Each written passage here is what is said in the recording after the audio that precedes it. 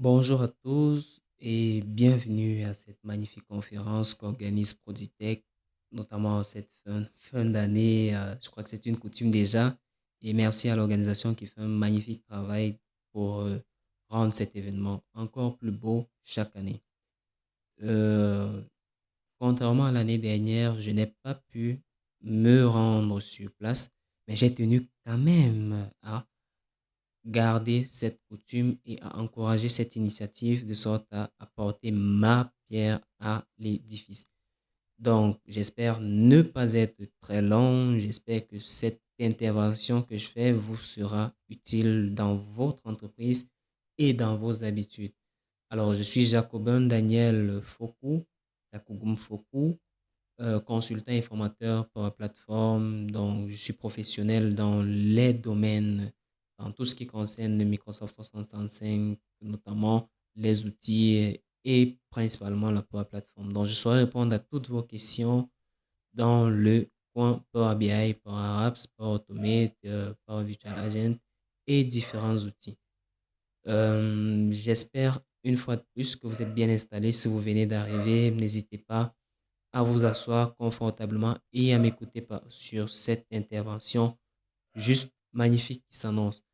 Alors, mon intervention fait suite à la participation de Madame Ange Lando. Vous verrez certainement son nom ici tout en dessous. Madame Ange Lando qui a présenté certainement cet aspect euh, moins pratique de Power BI. Donc là maintenant, nous sommes dans le but d'allier toute théorie à une pratique. Donc, installez-vous confortablement. Alors, vous avez sûrement entendu parler de Power BI. Power BI qui est un outil de visualisation de données qui est un ensemble d'outils, je précise, parce que ce n'est pas juste un seul outil, qui prend en compte un large éventail de données dans différents environnements forts de plusieurs connecteurs. Donc, que vous soyez sur du fichier CSV, texte, SQL, du fichier, euh, que ce soit peut-être du Excel, Power BI saura répondre à vos données autant que sur une base de données costaud faite avec Oracle, avec SQL, avec tout ce qui est très technique dans l'environnement de base de données aujourd'hui. Alors, si vous découvrez Power BI, vous allez être intéressé par la création de rapports avec dans Power BI et aussi forcément des tableaux de bord. Mais pour le cas des rapports, notamment, vous avez le Power BI Desktop qui est l'outil principal de conception de Microsoft. Vous pouvez avoir en recherchant juste dans votre navigateur Power BI Desktop. Et sur le premier lien, vous aurez la possibilité de télécharger cet outil depuis le bouton Download Now qui vous amènera dans un nouvel onglet et ouvrez Microsoft Store. Il se chargera de télécharger l'outil adéquat pour vous. Et bien, quand vous avez installé l'outil adéquat, normalement, vous devez le lancer dans vos logiciels avec Power BI Desktop. Ça, c'est lancer l'outil Power BI Desktop qui, en son sein, regorge de plusieurs autres outils. Alors, je l'ai déjà lancé ici. Quand il est lancé, vous avez la possibilité de créer un nouveau tableau de bord. Donc, pour créer un nouveau tableau de bord, vous simplement vous venez dans le fichier, un nouveau rapport, pardon, rapport vierge. Et là, quand vous êtes sur un rapport vierge, vous serez intéressé à la conception de votre rapport pour visualiser vos données. Alors, qu'est-ce qu'on va voir comme données aujourd'hui? On va s'intéresser à un modèle, un jeu de données lié au commerce.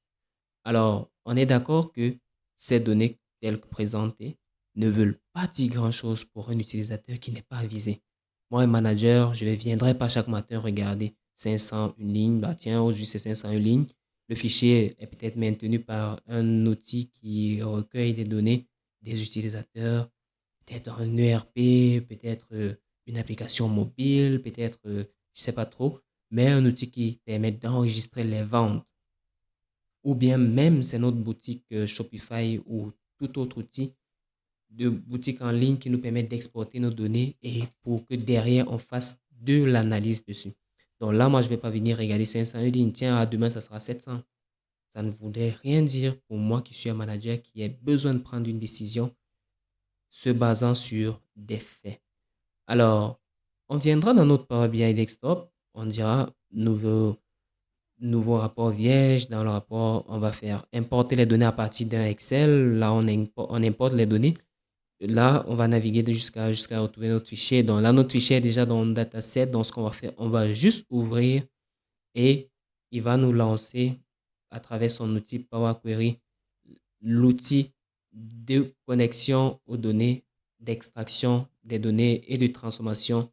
Donc, l'outil ETL, Extract, Transform and Load. Donc, il va extraire, transformer les données et les charger pour qu'on puisse les manipuler dans notre rapport à notre guise selon nos besoins d'analyse de données. Donc là, vu qu'on a pris un fichier Excel, il a normalement, techniquement, il a deux sources, c'est-à-dire il a une feuille de calcul et il a un tableau à l'intérieur. Donc, si vous regardez bien la structure, vous verrez qu'ici, je vais activer la modification. Parfait. Ici, vous verrez dans création de tableau qu'on a un tableau qui s'appelle tableau 1. Donc, c'est ceci qui est présenté là.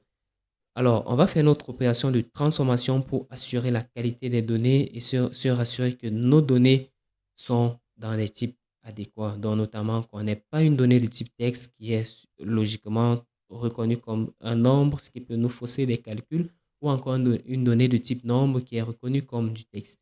Donc là, on va regarder order date qui est de type date, hier, nombre, month. On peut changer en cliquant directement sur le petit indicateur juste avant la colonne.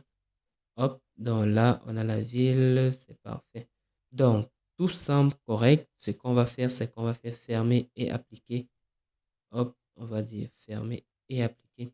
Quand on ferme, on applique. Ce qu'il va faire, c'est qu'il va charger. Il va se connecter à notre donnée. C'est ce qu'il fait. Ok. Il se connecte, il charge nos données. Parfait. Donc, on peut revenir directement ici. On va remarquer que sur ce panneau tout à droite, on a table 1 qui a des colonnes qui sont celles présentes dans notre tableau. Donc, il a chargé nos données. Ça va être assez intéressant parce que là maintenant, on va commencer à faire ce qui va nous intéresser, la visualisation. Mais n'allons pas très vite en besogne.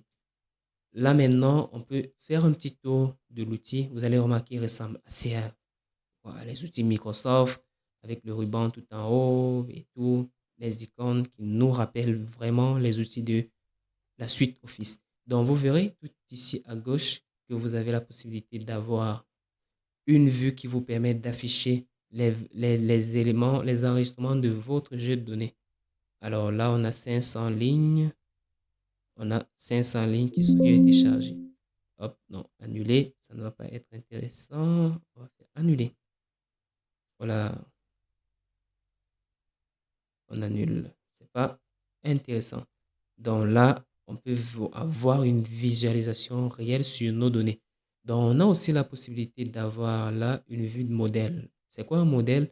Un modèle, c'est un groupe, une façon de grouper les données. Donc là, on peut grouper nos données on peut dire, on a des ventes, on a des clients, on a des produits. Là, ce sont trois entités. Ce sont trois entités qui peuvent être liées les unes aux autres. On pourrait dire qu'une vente est liée à un client et une vente est liée à un produit. Là, c'est un peu plus technique dans l'ordre du génie logiciel ou bien de la manipulation de données. Donc, on ne va pas s'attarder là-dessus. Ce qu'on va faire, c'est qu'on va dire, on va aider notre manager qui, chaque jour, normalement, doit regarder ce fichier et essayer de comprendre quelque chose qui n'est pas à l'ordre de sa compréhension, lui, en tant qu'humain. On va l'aider en lui présentant nos données sous forme visuelle simple. Donc, ce qu'on peut faire, c'est qu'on va commencer par un graphique camembert sur lequel on va afficher les ventes par catégorie. Donc là, on choisit les catégories. On peut remarquer d'ores et déjà ici que sur notre visuel, on a trois catégories et on peut directement ici choisir les ventes.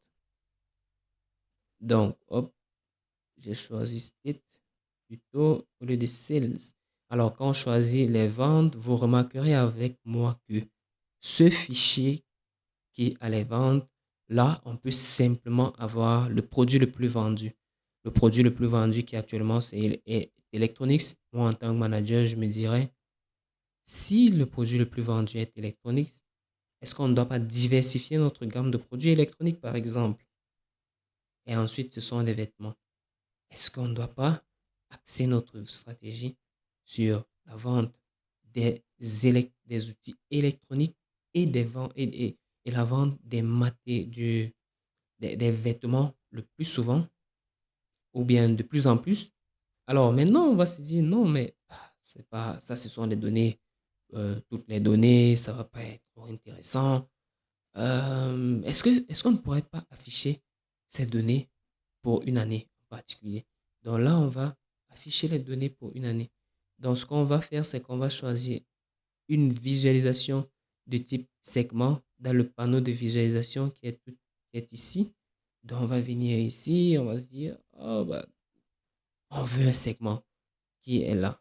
On le prend, hop, on choisit segment et on va, vous m'excuserez, là je suis sur sur le tactile, c'est un peu dérangeant. Donc ce qu'on viendra faire ici, on va dire, hop, choisis plutôt les années. On va dire, bon, entre 2018, si on va juste avoir les ventes de 2018, voilà, il y a mon curseur qui a disparu complètement de l'écran. Hop, voilà, je peux du mettre ici.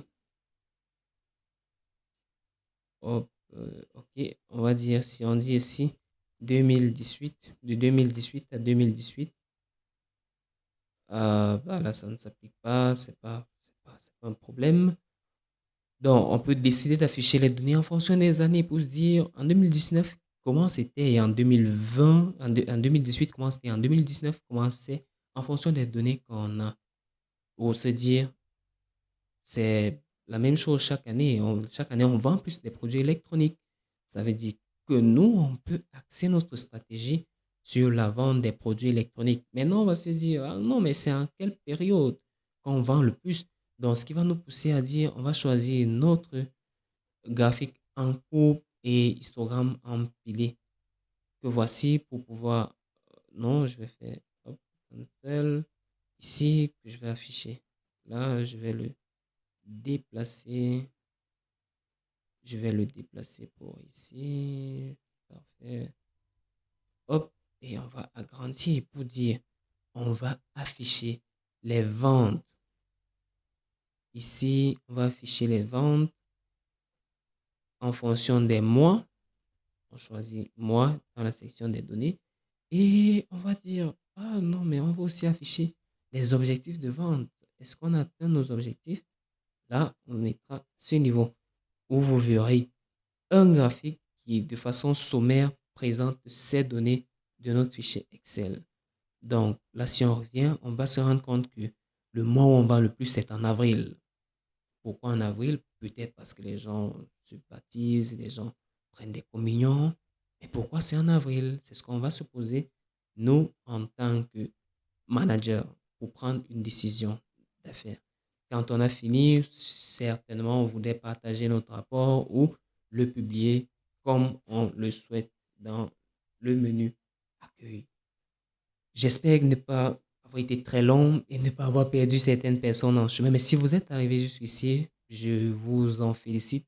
Je reste très disponible pour étendre votre compréhension sur cet ensemble d'outils plus en détail. Donc, n'hésitez pas à me contacter sur mon numéro 657 67 52 16 ou mon adresse email danielyukov@gmail.com pour en parler, pour discuter de vos besoins. N'hésitez pas, n'hésitez surtout pas. Alors, il aurait été intéressant de voir comment de répondre à certaines questions et à certaines préoccupations liées à Power BI, notamment la gestion d'un volume croissant de données. Je puis vous rassurer, Power BI est un outil qui est assez puissant pour la gestion d'un volume assez conséquent de données. Donc, il permet aussi d'assurer la qualité de données, notamment avec de l'outil Power Query qui permet d'affiner, de traiter les aspects qualitatifs de la donnée pour se rassurer d'avoir des visualisations qui soient vraies est vrai parce que on ne parle pas d'analyse de données si on a des données qui sont fausses, sinon on prendra des mauvaises décisions business. Donc là, on répondra aussi à ce défi organisationnel et technique, notamment lié à l'organisation des données, la structuration des données et aussi la sécurité que Power BI répond parfaitement.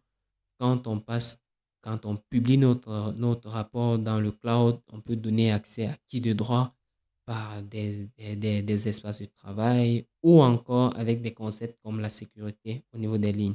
Je ne vous en dis pas plus de peur de vous perdre si vous êtes nouveau. Je serais hyper, hyper content d'échanger avec vous sur cet outil et peut-être, pourquoi pas, de vous former, de former vos équipes à l'adoption de ce merveilleux outil. Alors, je vous souhaite une excellente suite et peace out.